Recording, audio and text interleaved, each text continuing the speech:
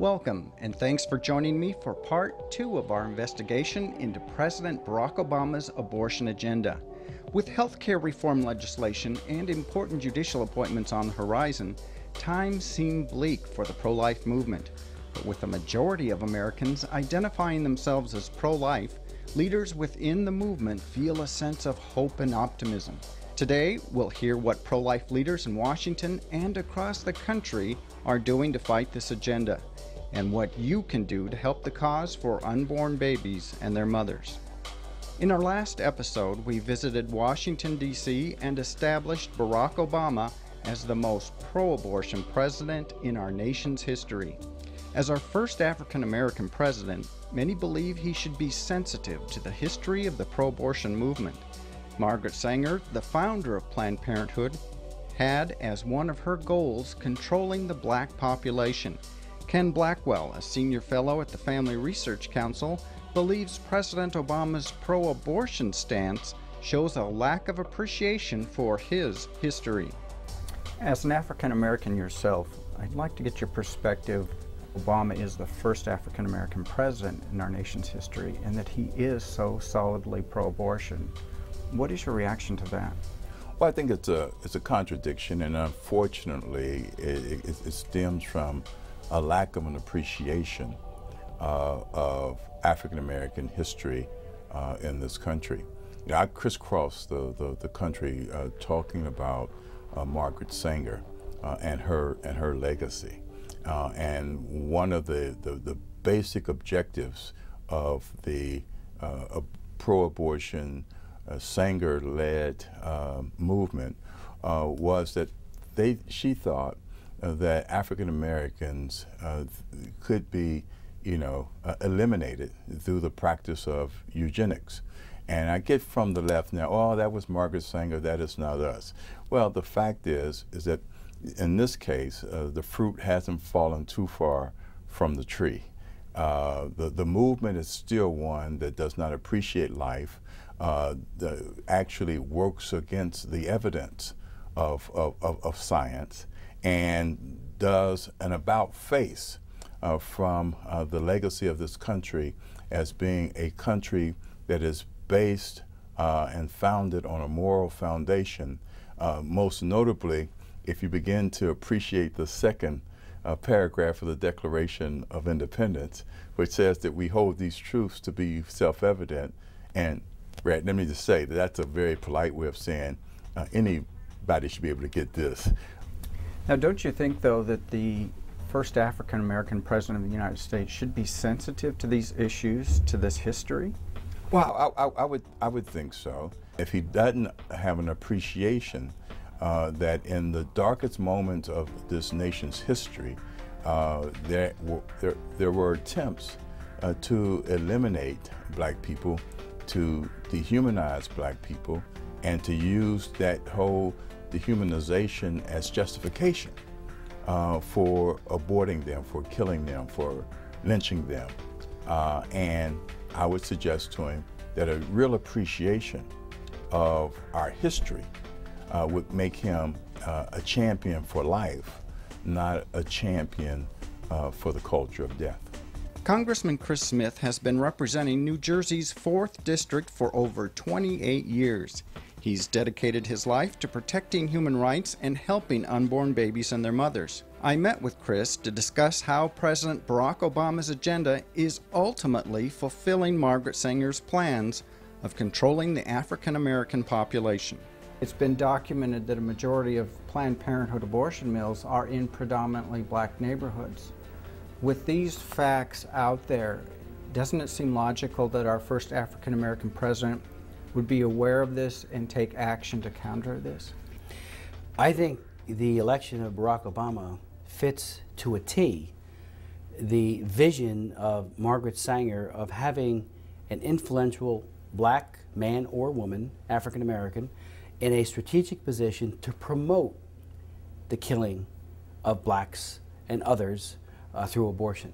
So you have a 3 to 4 times number of African-American babies being killed by abortion. An African-American baby, a Caucasian, a Latino, an Asian, they all are entitled to live.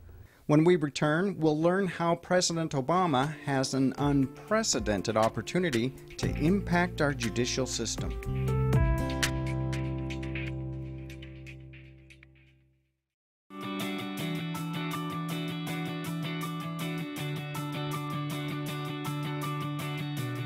Whether you're a student needing answers, a parent needing help, or a concerned citizen wanting to make a difference, Life Issues Institute has the resources you need to put your values into action. Life Issues Institute is an international educational organization committed to protecting innocent human life. Life Issues Institute knows what it takes. That's why millions throughout the world turn here for help. Life Issues Institute has authored more pro-life publications than any other entity in the world, and its materials are printed in over 30 languages. Radio broadcasts, newsletters, and a website filled to the brim with the answers you're looking for are just a click away. Go to facinglife.tv and click on the link to Life Issues Institute to find out more about how you can change the heart of a nation.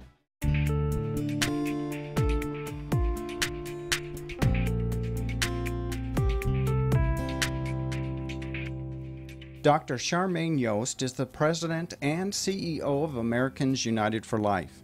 She testified before the Senate Judiciary Committee on the confirmation of Judge Sonia Sotomayor to the U.S. Supreme Court. In her testimony, she outlined the importance of a judge's impartiality and stated Judge Sotomayor's confirmation would dramatically shift the dynamics of our legal system. Dr. Yoest pointed out the dangers of President Obama's opportunity to make radical appointments and impact our judicial system. You testified at the Senate hearing, the Senate Judiciary Committee hearing, regarding the nomination of Justice Sotomayor. Tell me what you said to the senators. Well, you know, leading up to her confirmation hearing, there were a lot of myths out there about saying that she didn't have much of a record, and we have been working very hard leading up to the nomination to get the word out there that there's quite a bit of a record as it relates to the life issue with her. So in our testimony, we really underscored with the senators that a vote for Judge Sotomayor is a vote for unrestricted abortion on demand without any restrictions whatsoever. You know, that is representative actually of the real threat coming from this administration. So a lot of times people don't understand that when a president comes in, he has thousands and thousands, more than 3,000 political appointments. Judges are one, ambassadors are another, but all throughout this city there are political appointments that presidents make. And what we're seeing, and I know that that your viewers are very familiar with the radical cast of the appointments coming out of this administration, but Judge Sonia Sotomayor is just one example of that. There's nothing more important than to look at one of the 5 areas where I think he's trying to affect a permanent power shift in our country, and that is in the almost unprecedented opportunity that he will have to pack the courts at the appellate level. And so this is an area where we can't afford to relax. We can't afford to call a timeout, or we will find that he will have activist judges and jurors that will believe that it is within their power and their responsibility to make public policy, and we will see why he is now being labeled, I think fairly, as the most pro-abortion president that we've had. I think the most important thing for us all to focus on when we think about the Supreme Court is that our entire system of governance is founded on equal justice under the law. Judges are not supposed to create policy. They're not supposed to bring their own personal preferences to bear. We depend on our judges to be the blind umpire, the arbiter who is fair to everyone, where you're not male or female, rich or poor, young or old. Everybody gets a fair shake in front of an American justice system, and that's something that we can never give up on. Not only is Barack Obama promoting an extreme abortion agenda in the United States, his reach is international as well. Congressman Chris Smith is a champion of global human rights and a senior member of the House Foreign Affairs Committee. He emphasizes how reversing the Mexico City policy and providing money to the UN Population Fund is changing the landscape of abortion worldwide.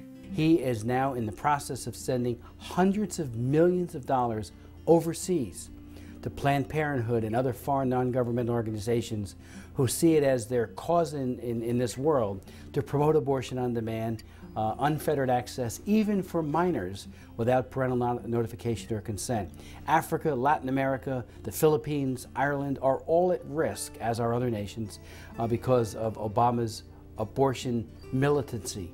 And he is a militant. He comes across with a sweet smile and pleasant words, very disarming, very distracting, but watch his deeds. They speak much louder than his words.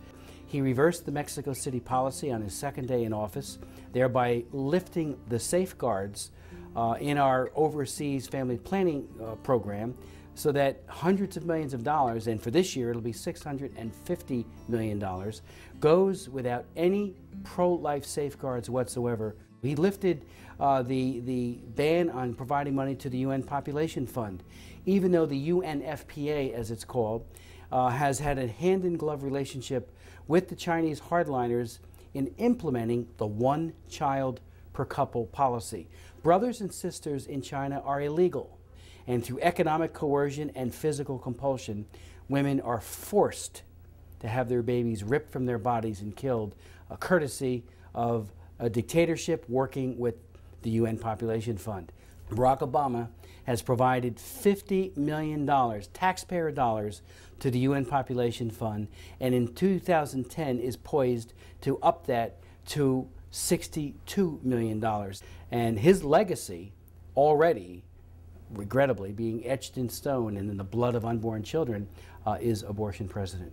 In a moment, we'll learn what pro-life leaders are doing to fight President Obama's pro-abortion agenda and what you can do to help their cause. Thank you for inviting us into your home. Each week we feature real people who deal with real-life issues head-on. Some of their experiences are uplifting, while others will break your heart. But in the end, the message is clear. Those who follow biblical principles on the issues of life are blessed. Become a partner with us in providing a positive, life-affirming message to help change the way the next generation values innocent human life. Please consider a generous gift to help offset the costs of producing this important quality programming. You can donate on our secure website at facinglife.tv or by calling the phone number on your screen during normal business hours. Together, we can make a real difference for life.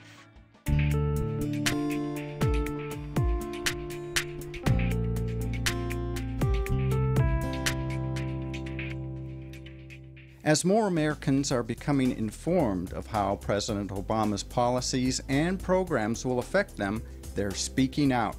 As a result, we're beginning to see a decline of the support and approval he has had since the beginning of his presidency. The Obama administration has moved us towards a national economy.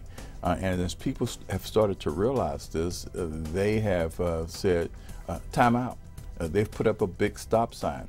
We don't want our financial system nationalized. We don't want our healthcare system nationalized. And so as a consequence, I think that we've started to see an erosion of the support for many of his policies, and over time that has started to bring him back down to earth personally, and we've started to see his approval ratings come back down into the range that George Bush's and Bill Clinton's were at about the same time in their administrations.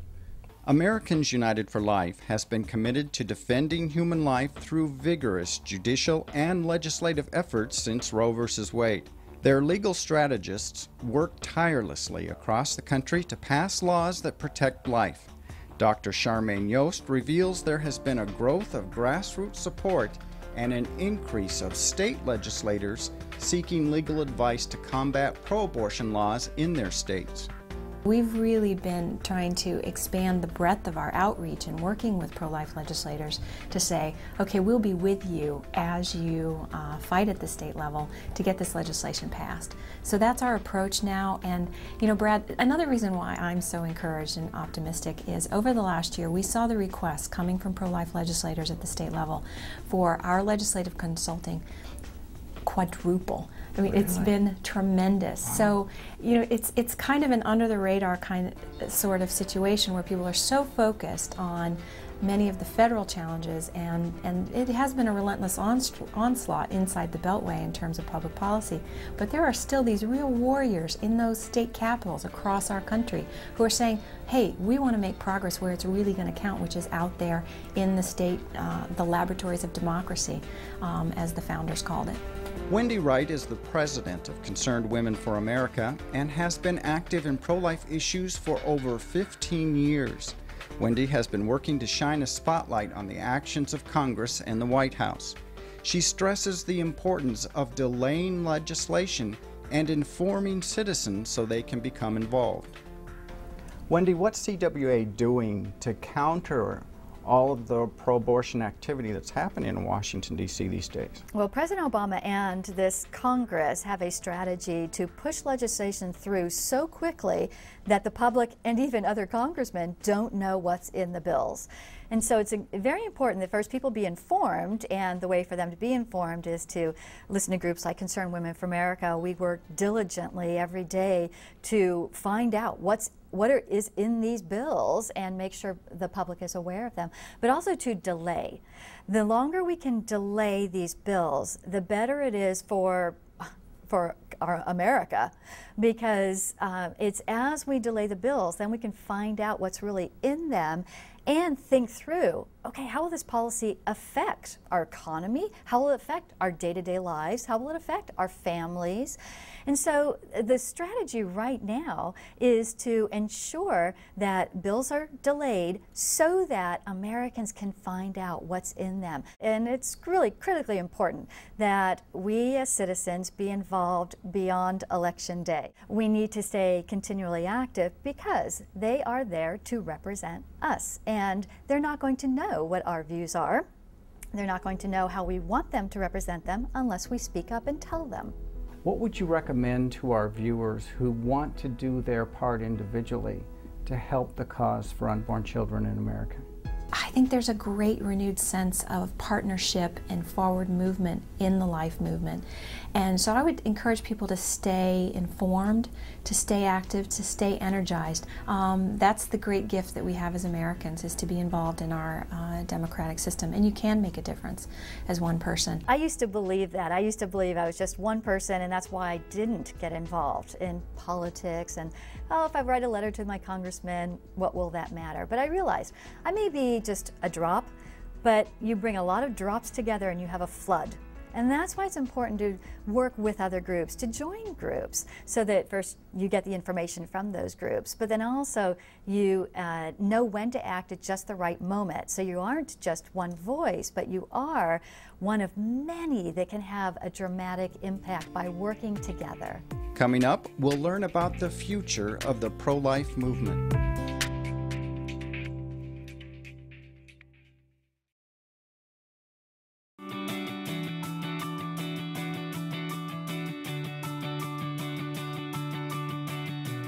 Whether you're a student needing answers, a parent needing help, or a concerned citizen wanting to make a difference, Life Issues Institute has the resources you need to put your values into action.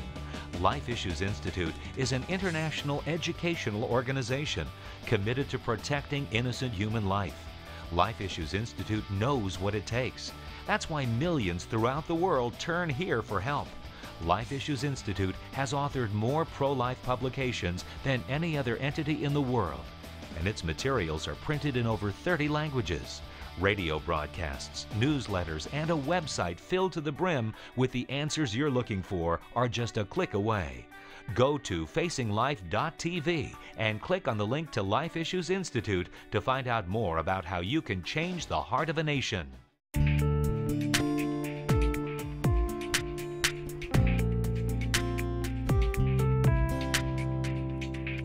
With President Obama's aggressive pro-abortion agenda, these are difficult times for the pro-life movement.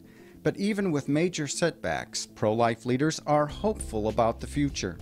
With the determination not to give up, they continue to fight every day to protect the right to life.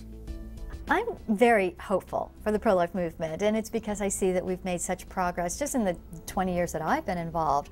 When I got involved, we had the highest number of abortions in America. The public was not with us. They favored abortion overall. But that's had a lot to do with because Americans didn't understand what abortion is and how radical Roe versus Wade was. But we've gained progress. Now the public is with us. We've been able to pass regulations that have reduced abortions and help to promote a culture of life. We need to build on that. We certainly should not give in. Too much is at stake for us to give in. You know, when I look at other times in history, at the darkest points in history, and you look at the people that we consider to be heroes, those that ran the Underground Railroad during the times of slavery, those that rescued Jews and others who were targeted by the Nazi terror, those are the people we hold up as heroes, not because they did what everyone else was doing. It's because they went against the status quo. That's what made them rise up as true heroes. If we consider people like that to be our heroes, then we should strive to do what they've done, so that even when times seem bleak, we don't give in. In fact, that's the time when we really need